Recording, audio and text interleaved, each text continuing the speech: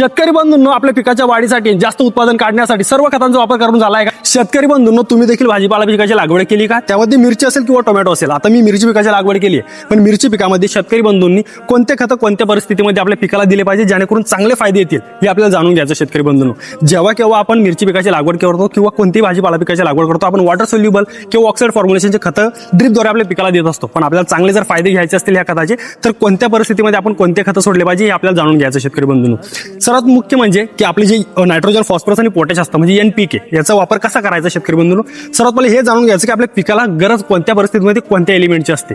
आता नायट्रोजन जर बघितलं तर हे आपल्याला ओव्हरऑल क्रॉप ग्रोथ मध्ये यूज होतो.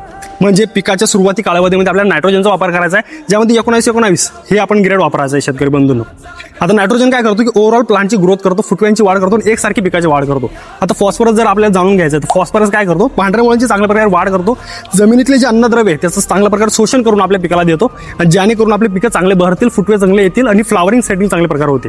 आता पोटॅशियम काय करतो शेतकरी बंधूंनो, पोटॅशियम फॉल सेटिंग चांगल्या प्रकारे काम येतो, आणि जे ओव्हरऑल पिकाची आपली आता ग्रोथ झाली आहे नायट्रोजन फॉस्फरसमुळे, तो त्याचे सक्षम आणि सशक्त करायचं काम पोटॅशियम करतो.